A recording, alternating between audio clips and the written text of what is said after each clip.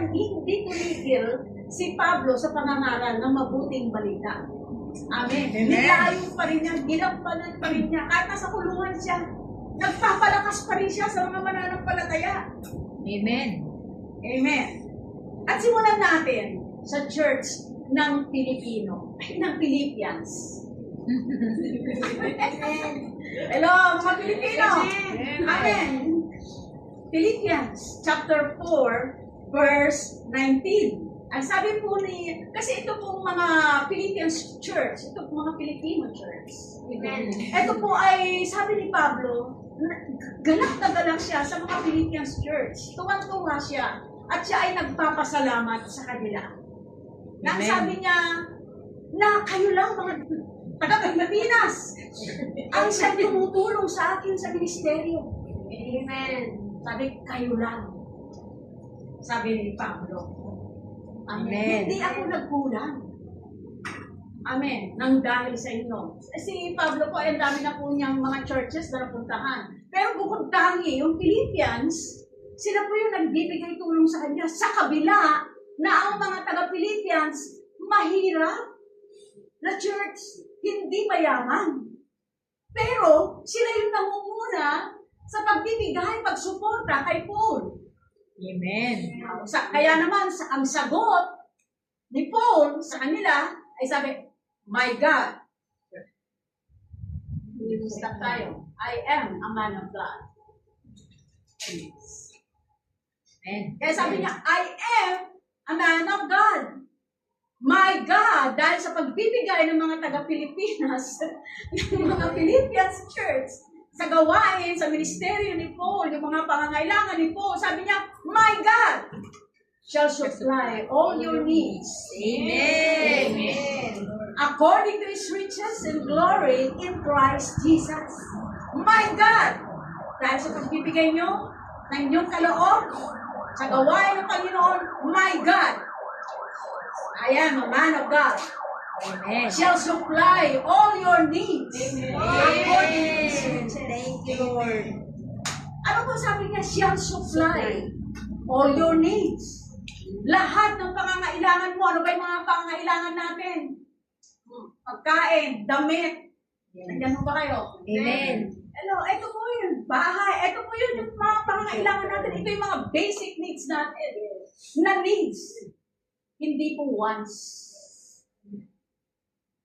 Amen. Hindi Amen. yung mga bagay na hindi kailangan. Amen. Yung luho. Yes. Hindi yung luho natin. Kundi yung kailangan talaga natin. Ang Amen. pagkakaloob ng Panginoon. Bakit? Kasi kung luho, sumisemplang. Nawawala. Amen. Amen. Kaya sabi niya, my God shall supply all your needs according to His riches. Hindi dahil sa iyo. Hindi dahil sa mga bagay na mayroon tayo. Kundi sa mga bagay na mula sa Diyos. Remember that we are stewards. Tayo po ay tagapangasiwa ng Panginoon. Sa lahat ng bagay na mayroon tayo, maging yung ating hininga, ipinagkatiwala sa atin ng Panginoon. Amen. For His glory. Bakit na tayo binibigyan ng Panginoon? Bakit na tayo ginagawang tagapangasiwa ng binibigay niya? Para kanino? For His glory. Sa kaluwalhatian niya. Not just for our personal gains. Amen. For the purpose of His kingdom. Yung paglawak ng karyaan ng Panginoon. Tandaan po natin, provisions comes from God. Amen. Amen. Ang pagpapala galing sa Diyos. Amen. At nangako siya, He promised to supply all His children's needs. Amen. Hello, mga anak ng Diyos. Ito po yung pangako niya. Ibibigay niya lahat ang pangangailangan ng kanyang mga anak. Again, inuulit ko, yung kailangan. Yes. Yes. Amen. Hello. Amen. So dito mismo ay pinalalakas tayo sa sulat ni Pablo sa mga taga-Philippians na pinalalakas niya ang ating pagtitiwala sa Diyos. Hello. Pinalalakas niya ang ating pagtitiwala Amen. Na matuto rin tayo na maging kontento with what we have.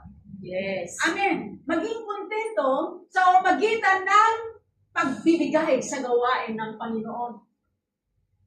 Amen. Bukas palad sa pagbibigay ng kaloob.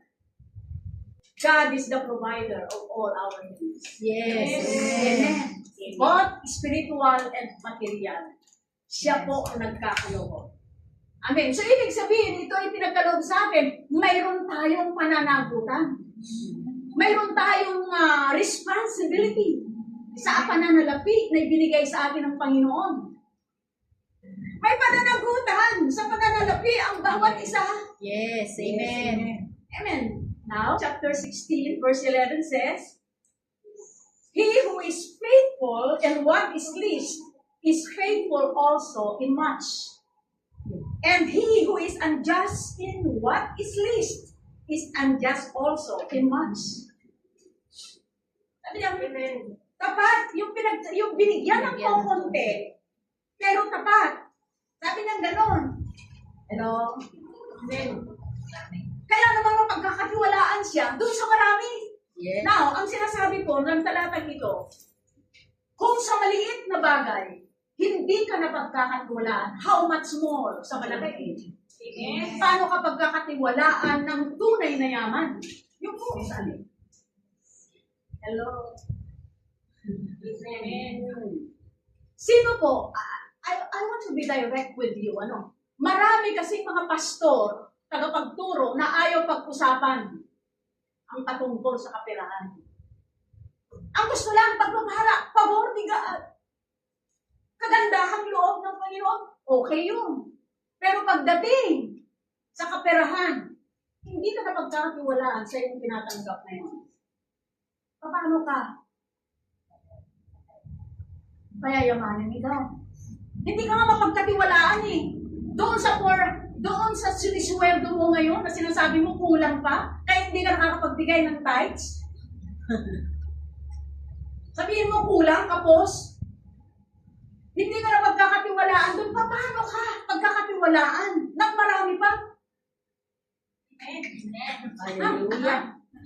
Ang nais kong mabuksan ang kaisipan nyo patungkol dito. Amen. Hello? Amen. Kung tapat ka sa kakonti, hello? Pagkakatiwalaan ka sa marami. Amen. Yes. Thank you, Lord. Amen. Amen. Paano ka pagkakatiwalaan ng marami kung doon sa maliit lang hindi ka mapagkatiwalaan? Amen. Alam po ba ninyo, ay dito po sa binasa natin, eto po yung pinag-uusapan dito, how you handle your responsibility. Yes. Yung pananagutan mo. Amen. Yung kaloob ni God sa'yo. Money. Your finances, your time, your talents. Pero pag-uusapan natin about money.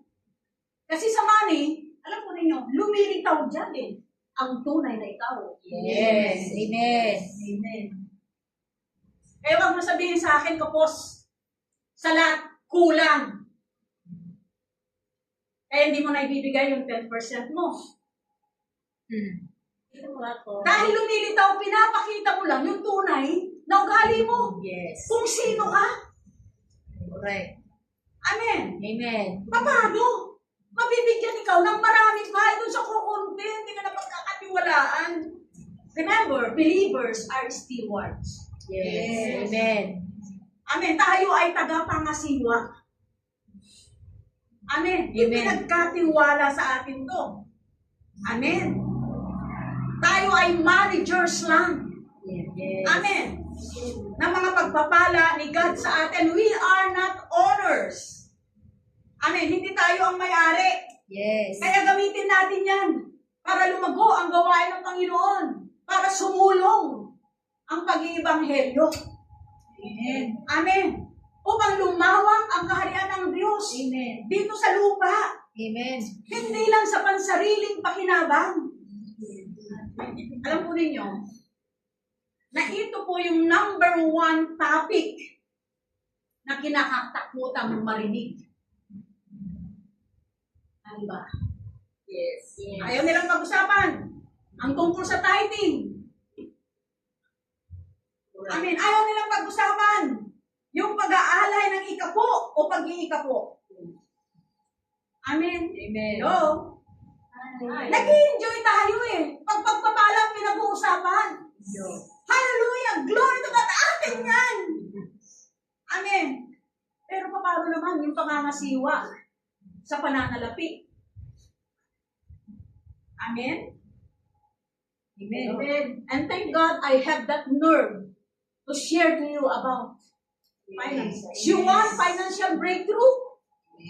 And then, listen and obey what the Word is telling us today. Amen. Amen. Yes. Hello. So if you want to be faithful and obedient, ito po yung pag-usapan natin tungkol sa pananalapi. Kasama ang pagbibigay ng kaloob. Amen. Amen. Hello? Paano ba ang magbigay? Paano dapat magbigay? 2 Corinthians chapter 8, verse 11. Basahin ko po sa mabuting balita Biblia, ang sigasig na ipinakita ninyo.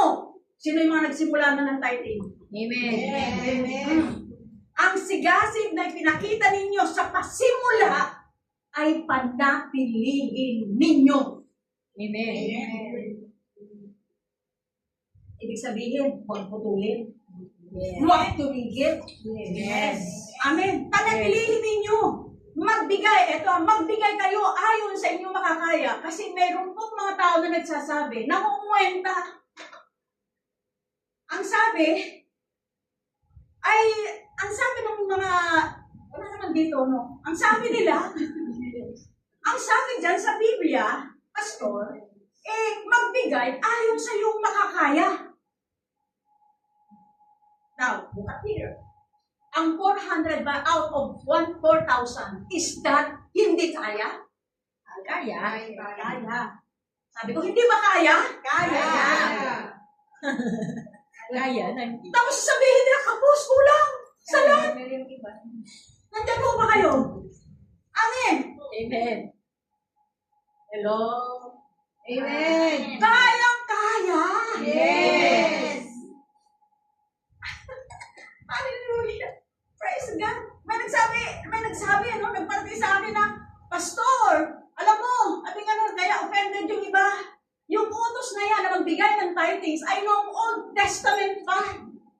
Pero sa panahon natin ngayon, we are living by grace, yes, because of Jesus Christ. We are living by grace. Yes. Wala na yan. Lumang tipan pa yan. Ang sagot ko naman, kung wala na yung lumang tipan, bakit pa inilagay yan sa Biblia? Yes. Tama ba? Amen. Amen. Amen. Ang salita ng Panginoon ay sabi niya, maglaho na ang langit at lupa, pero ang salita ko Yes. itulog. Yes. Hindi mawawala. Yes. Amen. So, ang tanong ko, yung sabi niya dito, magbigay kayo ayon sa iyong makakaya. Kung baga, nagkaroon siya ng maling pananaw dito sa unawang to. Yes. We are living by grace. Hindi na sa kautusan. Amen. Tanong ko yung ikapo, yung 4,000 na tinatanggap ninyo, ibigay mo lang yung 400, hindi mo kaya? Kaya. Sabi niya sa verse 12, sapagkat kung bukal sa kalooban ng pagbibigay, tatanggapin ng Diyos. O, kita mo na, Pastor? Bukal sa kalooban? Itong bukal talaga, bukal sa kalooban, yung $10, yung $20, $50, $100, bukal ba nga ba yan sa kalooban mo? Kasi sabi pa dyan, Pastor, hindi niya hinihintay na magbigay kayo ng hindi ninyo kaya. Ang tanong ko ulit, hindi mo ba kaya bigay yung 400? Kaya. Dito? Kaya! Kaya. Narinig yun ni Lord. Alam mo niyo, itong talatang ito na sinabi niya, ang sigasig na pinakita ninyo sa pasimula ay panatilihin ninyo. Yes. Panatilihin ninyo. So, ibig sabihin, yung pagbibigay ng ikapo is beyond 10%. Yes. Amen. Amen. Amen. Amen. Hindi nakapix lang sa 10. May offerings. Yes. Amen. Hello? Amen. Amen. Amen. Alam mo nyo, sa pinag-aaralan ko to, giving your tithes is obedience. Yes. And giving beyond your tithes, that is offering, that is out of your love. Yes. Amen. Amen. Amen. Kaya hindi mo pwedeng offering muna. Tithes muna. Bago offering. Yes. Amen. Yes. Kaya alam mo, natutuwa nga ako nung nag-audit ako tuwa ako doon sa mga tao doon. Bukod sa nagtatites nila faithfully, regularly, mayroon pa silang offering. Yung offering nila, hindi lang klase. Hindi isang klase, kundi iba't ibang klase yung kanilang offering. Yes. And that is, expressing their love. Yung pag-ibig nila sa gawain ng Panginoon. Amen. Amen? Amen. Yes. Ang nagbabalik ng ito ko, paano ba natin pinabalik? Kasi Malachi chapter 3, verse 7 up to 10. Ano po ninyo? Ang mga tao noong araw, noong lumang tipan, wala pong pinag-iba yan sa mga tao ngayon. Yes. Pangalan lang ang naiba. Pero ang sitwasyon, ganon pa rin. Amen. Amen. Amen. Amen. Eto, si God, kausap niya yung kanyang mga tao. Amen. Amen. Sabi niya, you have gone away from my ordinances. Umalis na kayo sa mga utos ko. Iniwan na ninyo. Niliwat na ninyo. And have not kept them. Sabi niya, return to me. Manumbali kayo sa akin. Sabi ni Lord. Yes. Alam mo, Pastor, ganito na dahil sa akin. Yung mga pamilya ko, bla bla bla, etc. Ang dami nangyari. Pero, niliwat mo eh. Yung utos eh. Yes. Amen? Amen. Sabi niya, return to me! Paano? Mamaya, malalaman natin, pero alam ko, pick up na nito. Return to me! And I will return to you. Manumbalik kayo sa akin. Sabi ng Panginoon, at manunumbalik ako sa inyo. So kung pag may naputol na relasyon, na ugana, na ugnayan dito. Amen. Amen. Ito. Sabi pa sa karunto, but you said, in what way shall we return? Ang maganda sa Tagalog, kayo tumalikod sa aking mga kautusan, manumbalik kayo sa akin at manunumbalik din ang pagtingin ko sa inyo, sabi ni Yahweh. Tinatanong ninyo, ano ang dapat namin gawin upang manumbalik sa inyo? Ito po, itong malakay na to na binabasa ko sa inyo, ito po ay, malaki ninyo, nakikipagtalo. Si God, yung mga tao kay God. Yes. Hello, basahin niyo yung Bible niyo. Yes. Nakikipagtalo sila. Eh sabi, in what way? Nandiyan mo ba kayo?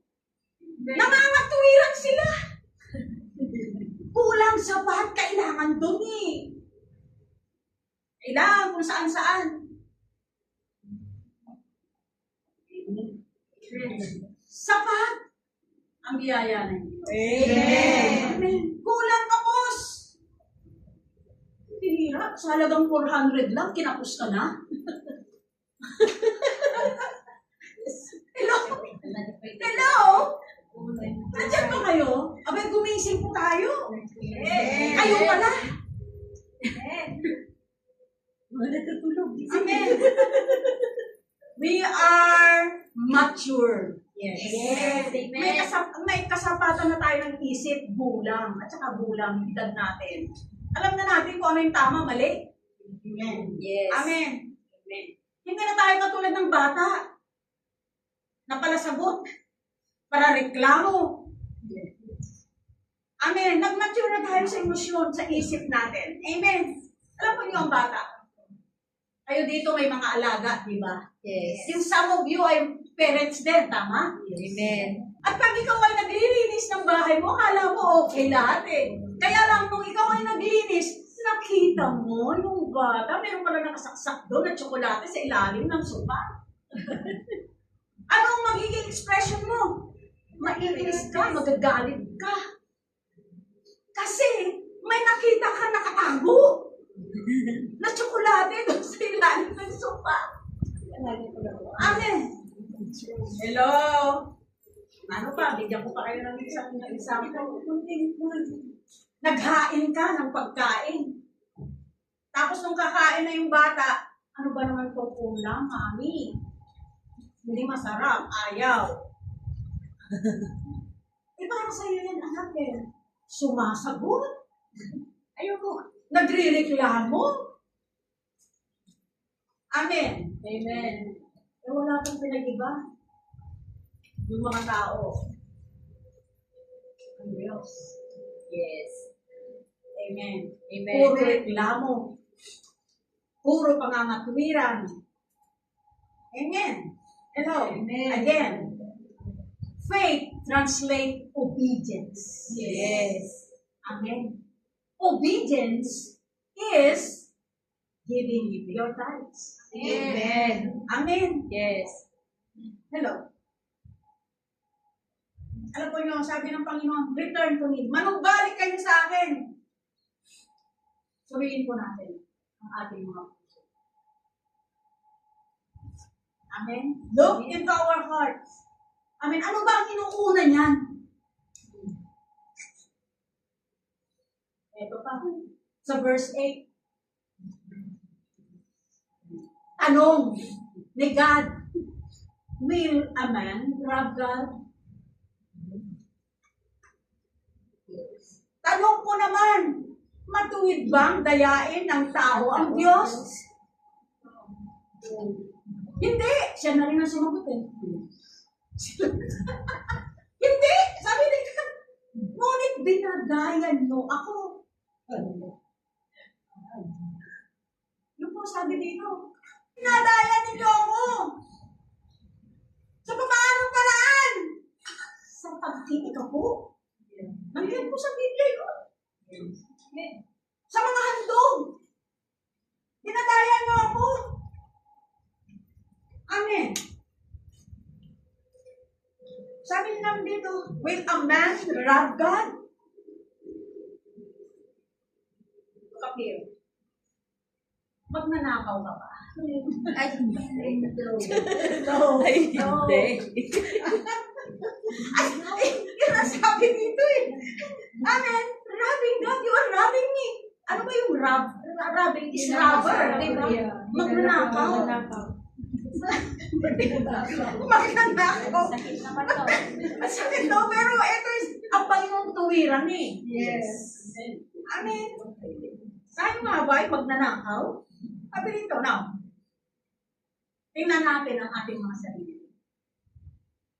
Wow, ang ganda ng damit. Ang ganda ng kasuotan. Ang ganda ng sapatos. Hello? Ayan po kayo. Ang ganda ng bag. Tapos yung 400, hindi maibigay. Amen.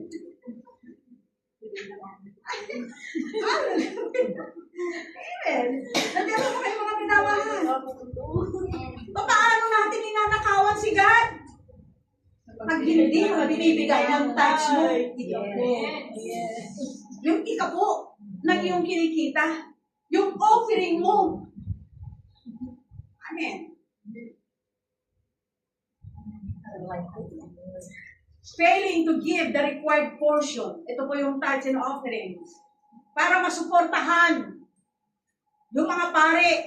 Eh, ang pare ngayon, yung nangangaral. Ang salita ng Diyos. Hello? And the temple of worship. Hindi naman ako nangihingi sa inyo. Sa totoo lang. Amen. Amen. Amen. ang gusto kong bigyan ng pansin dito ay yung sinabi niya to support yung templo ng Diyos.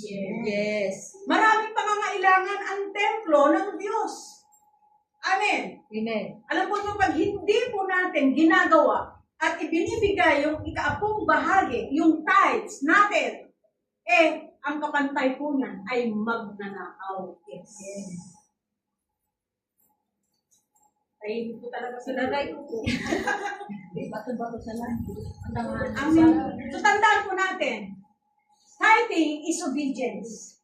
Amen. So, ibig sabihin, nagsisimula ka muna na mag-tithes bago ka magbigay ng offering. Yes. Amen. Because offering ay out of love mo yun. Yes. Amen. Hindi po pwedeng, tama na itong offering na ito, hindi ka man nagtatites, nag-o-offer ka. Mag-tithes ka muna bago ka magbigay ng offering mo. Yes. Amen. Amen. And as we are doing that, pag ginagawa natin yun po ay pagsamba sa Panginoon. Amen. Amen. Ano ba yung tithes? O, sa mga hindi nakakaalam, ito po yung ikasampung bahagi na yung kinikita. 1/10 lang. Yes. That is 10%. Kaya lang, doon sa 10% na yun, ang daming reklamo. Ang daming excuses, ang daming alibay para hindi makapagbigay ng tithes. Amen. Amen. Sa totoo lang, wala sa puso sa kanila ang pagbibigay. Correct. Wala sa puso niya ang pagsunod.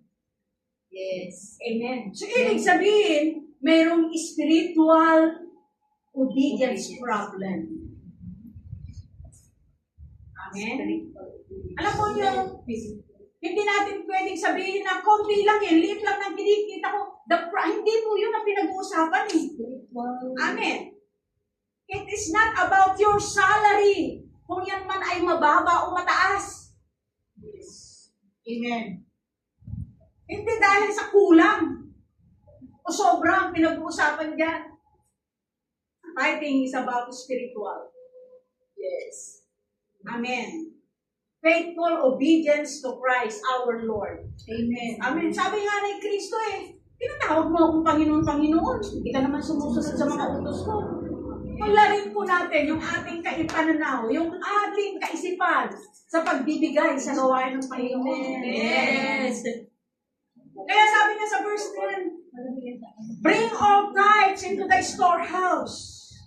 Okay, look up here. Ako po ay mga anak ng magsasaka.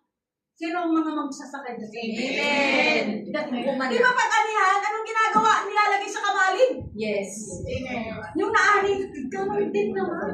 Nung umani ka, tumanggap ka na ng sweldo mo, abay, maglagay ka doon sa storehouse. Ano itong storehouse? The church. Yes. Sabi pa, nung salita ng Diyos. Si God mismo nagsasalita dito that there, bakit kailangan ilagay sa storehouse that there may be food in my house? Yes. Amen. Ibig sabihin dito, para matugunan yung pangangailangan sa church. Amen. Amen. Minsan may nagtanong, saan na pupunta yung aming offering? Nanguwenta dun sa halagang 400. Alam mo, hindi ako nagsasalita dati sa ng harapan. Alam mo kung sino yung nagbibigay sa tahin ng reklamador? Siya nagkukwenta. Amen, yung nagbibigay ng $10 lang, yung reklamador. Naghahanap. Alam mo, hindi ako bukas dati na nagsasabi ng it's time for us, for you to wake up. Yes. Amen. Amen. Ang sarap ka nandito tayo kaysa nandun sa kung saan-saan. Yeah. Pag may na-determinate, dito pumupunta. Yes. Amen. Hello. Amen. Isa nangangako tinatakbuhan ka. Oo nga. Yan mo ba kayo? Yes. Alam mo kung hindi ko ituturo sa inyo, hindi kayo lalago sa pananampalataya. Yes. Correct. Kailangan. Amen. Paunlarin po natin yung ating kaisipan sa pagbibigay sa gawain ng Panginoon. Amen. Kasi may pangako si God. Sabi niya, bring all the tithes into thy storehouse that there may be food in my house and prove me this. Subukin mo ako. Ako tunayan ko sa'yo. Yeah. Prove me this. Test me. Ano po ibig sabihin mo? Hello? Sinubok mo na ba sa God? Amen. Alam mo, sa Biblia, wala nakasulat na subukin siya kundi sa pananalapi. Yes. Amen. Amen. Prove me now. And in this, says the Lord of hosts. Subukin mo ako. Bigay mo yung tithes mo. Sabi gano'n ng Panginoon, kundi bubuksan sa ang awan sa langit. At ibuhos ang pagpapala sa iyo. Yes. Amen. Amen. Na wala ka ng sukat pang paglagyan. Amen. You know, sabi nga ng Panginoon, subukin mo ako. Yes. Kung hindi ko bubuksan yung durong awan ng kalangitan upang ibuhos, mag-ibuhos ang aking pagpapala sa buhay mo. Amen. Amen. Amen. Yung po sabi niya rito, prove me, test me, rely on me, try me. Sabi ni God. Ano po ibig sabihin? Just do it. Yes. Amen. Just do it. Huwag nang magreklamo. Huwag nang gumawa ng mga dahilan. Just do it. And see what will happen. Amen. Amen. Yes. Alam po, ang Panginoon, tuwiran siya sa kanyang pagsasalita. Amen. Hello? Amen. Sa atin, upang tayo makasunod, lalo na sa kaperahan. Ay, nagtatayt naman na ako ng oras, Pastor. Naglilingkod pa ako. Tama na. Hindi naman yun ang pinag-uusapan dito, yung pera to eh. Yes. So that there may be food in my house. Ang bihira. Magkakaroon tayo ng ganito, na walang pera na involved. Yeah. Posible. Sino kaya magbibigay mo?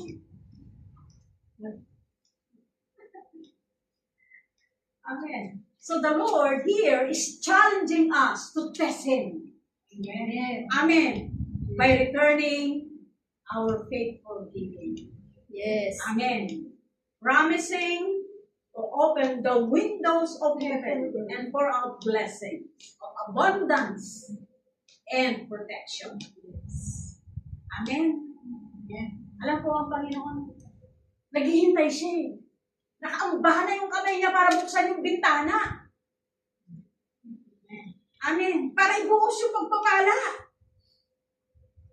Kaya lang, ang susi, pagbibigay. Yes. Hindi binubuksan. Kaya hindi mo buksan. Hindi. Nandiyan mo pa kayo. Amen. You know what? God takes His own honor. Amen. Kung ano sinabi niya, gagawin niya. Yes. Amen. Amen. Hello. Alam mo yung mga yung mga taga-Philippians Church, mahirap sila eh. Hindi sila maraming kwarta eh. Pero masaya yung loob nila na makapagbigay. Alam nyo kaya hindi nakakapagbigay ang isang tao, hindi mo niya sinusuko yung buhay niya kay God. Yes. Amen. So, kailangan suko yung sariling buhay. Amen. Muna. Amen. So, dito sa talatang ito ay tinuturo sa atin na ang pagpapala ay dumadaloy dahil sa pagtitiwala kay God. Amen. If you are not giving your tithes, meaning you are not trusting God. Yes. Yung po sinasabi dito. Amen. Amen. Hello. Amen. Amen. Again, tithes is to support the ministry, the church. Amen. Amen. Hello.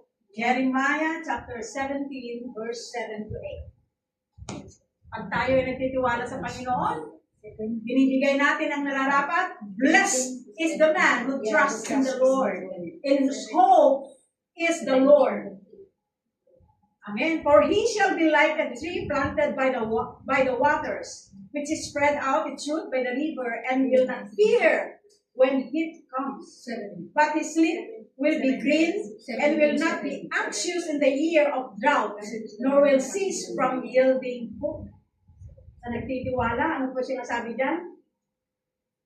Pinagpala ang taong nagtitiwala sa Panginoon. Amen.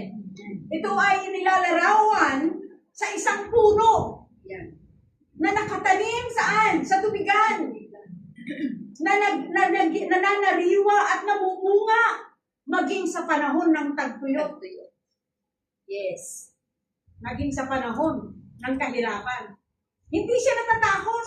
Hindi siya nag-aalala. Bakit? Kasi yung ugat niya malalim. Yes. Amen. Malalim yung kanyang tiwala sa Panginoon, sa provision ni God, yung katapatan ng Panginoon. Malalim yung kanyang ugat. Kahit na may mga trials, may mga kahirapan. Amen? Amen. Hello. Be steadfast and fruitful, regardless of challenges. Amen. Amen. Hello. Ang daming dahilan itong mga tao ng Diyos dito. Amen. Kailangan manatili pa rin sa kabila ng lahat. Amen. Maging tapat pa rin tayo. Yes.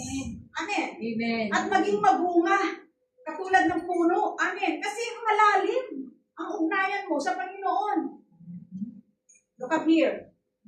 Trusting is a choice. Yes. Amen. Amen. Amen. Hello. Gawin po natin. Ilagak natin ang ating pag-asa at ang ating pundasyon lumalim sa Panginoon. Katulad ng puno. Amen. So yung pong ating koneksyon sa Panginoon, panatilihin po natin at saka sa kanyang mga salita. Choose trust over worry. Yes. Amen. Hello? Maging tapat po tayo, maging mabunga, regardless of challenges. Dahil ang buhay mo ay nakaangkla sa Panginoon. Ang pag-asa mo ay nakaangkla sa Panginoon. Amen. Amen. Amen. Amen.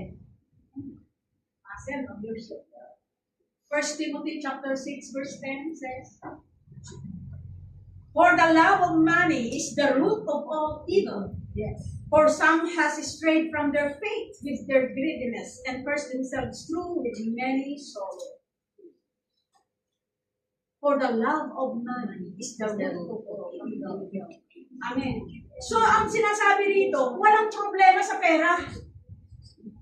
Yes. Kundi yung pag-ibig sa pera. Yeah. Amen. Hello. Kaya ikaw ay nahuhulog sa mga tukso at hila ng mundong ito. At napapalitan yung kapayapaan na dulot ng Panginoon sa magitan ng mundo. Ng mga bagay-bagay. Amen. Hello. Tandaan po natin. Nung ipinanganak tayo, wala naman tayong dala. Yes. Hubad-hubad nga eh. Amen. At pag Amen. namatay tayo, madadala mo ba? No. No. Yung 10%, sino mo, madadala mo? Hindi. Ito po is nothing. Amen. Hindi mo madadala. Kung paano dumating tayo sa daigdig na ito na walang dala, ganun din naman. Katulad na lang kahapon, isa sa mga kapatid na nagpapatuto about building. Na mayroon siyang isang kaibigan na ang yaman. Negosyante, marami siyang business. Malakas siya. Walang kaabog-abog, namatay siya. Naputukan ng ugat sa ulo. Sobra. Saan niya dadalhin? Sabi mo, saan niya dadalhin yung yaman? Kayamanan niya. Yung mga business niya. O paano yun? Yes. Amen. Amen. Hello. Yun na nga eh. Amen. Yes. Kung mo sabihin pinaghirapan mo yan, paano kung hindi ka na maghirap? Hallelujah. Amen. Hallelujah. Praise God. Alam ko, ito pong sinasabi ni Jeremiah. Ito po ay tawag sa atin na magbigay. Ibigay yung dapat ibigay, hindi upang kamkaming. Amen? Isa pa, Proverbs 11:24.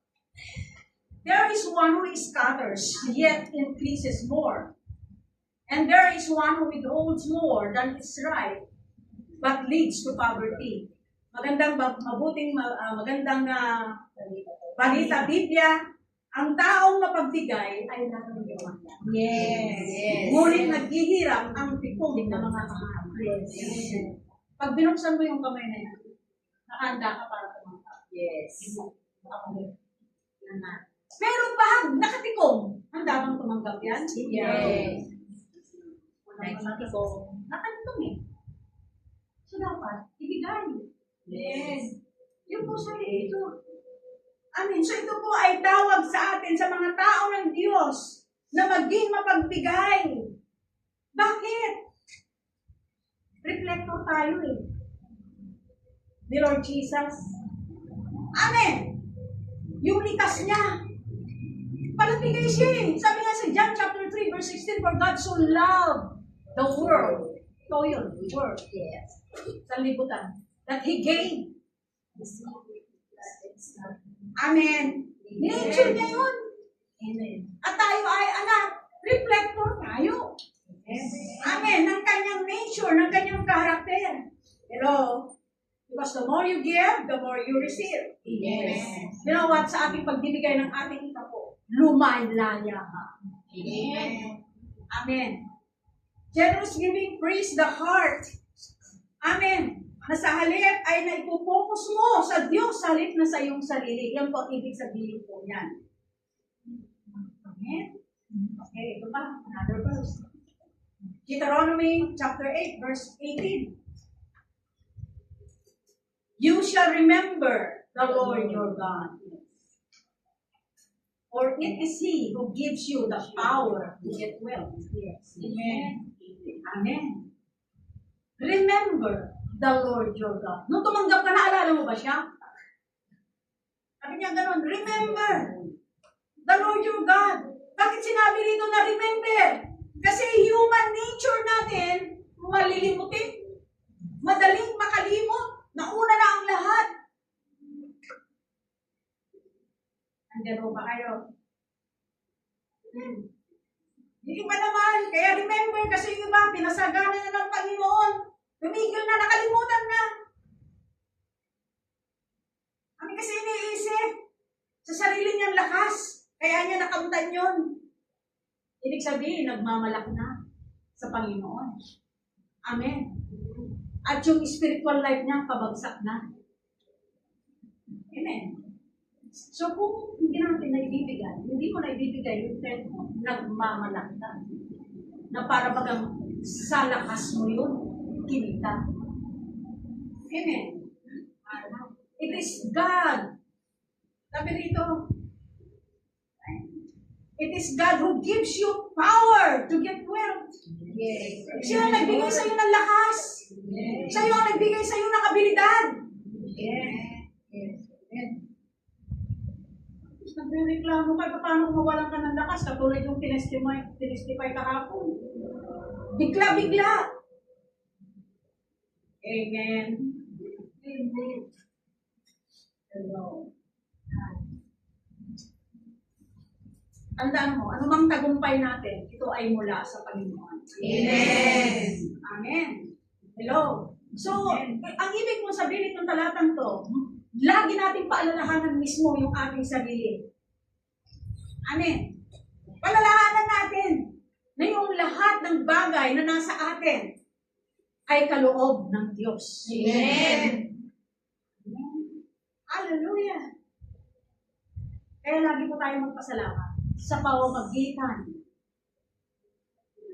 Amen. Ng pagbabalik sa Kanya. Ibalik. Hindi yung bayad. Balik. Amen. At dito lang ako magwawakas. Ay, dali. Ay, sa wakas. Ay, sa wakas. Amen. Proverbs 10:22.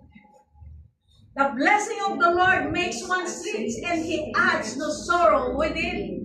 Amen. Amen. So, ang pagpala Diyos, walang halong lungkot. Yes. Amen. Amen. Hello? Nandiyan mo ba kayo? Yung Amen. sabi dyan. Yeah, naibigay mo nga sa kanila yung mga hinihingi sa'yo, yung mga gastusin mo, naibigay mo lahat. Masaya ka ba?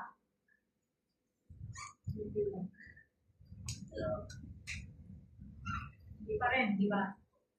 Puro reklamo pa rin, di ba? Puro hirap pa rin, di ba? Pero sabi dito, the blessing of the Lord makes rich. Remember, God is the giver. Yes. They are good stewards to advance God's kingdom. Amen. E paano kung nag-imbita ka sa mo, dadalhin yan? Salamat sa Panginoon, meron tayong lugar. Yes. Amen. Amen. Ibigay po natin yung nararapat. Yes. Maging tapat po tayo, maging tapat na tagapangansigwa upang may sakatuparan yung layunin ng Panginoon. Mission tayo eh. Nabinigay. Yes. Upang maganap yung vision. Vision. Ito yung binigay ng Panginoon sa ating punong bisya. Sabi natin ligtas sa mga nawawala. Ano pa? Disipuluhin sila. Yes. Hanggang sila ay maging matatag din. Yes. Hanggang sila ay maging leader sa hinaharap na katulad mo. Amen. Amen. God's blessing brings inner peace and satisfaction. Amen. Material wealth fluctuates. Pabago-bago po yan. Yes. Amen. Amen. But the blessing of God, the presence of God remains. Yes. Amen. Magtaas na yan. Ang Diyos nananatili siyang tapat. Yes. Amen. Amen. Amen. Praise God. Hallelujah. Purihin ang Panginoon. Salamat Amen. sa Panginoon. Ito, Yes. na napakinggan natin. Nabuksan yung ating kaisipan patungkol dito. Yes. At ito ang sabi ng Panginoon, try me. Prove me. Test me. Amen. Amen. So itaas po natin yung ating mga kaloob, yung ating mga tithes. Number 1, ano ang dapat na una? Na binibigay? Tithes. Amen. Because that is an act of obedience. Amen. Amen. And then give the offering. That is an act of love. Yes. Amen. Yes. More than. Amen. Amen. Praise the Lord. Hallelujah.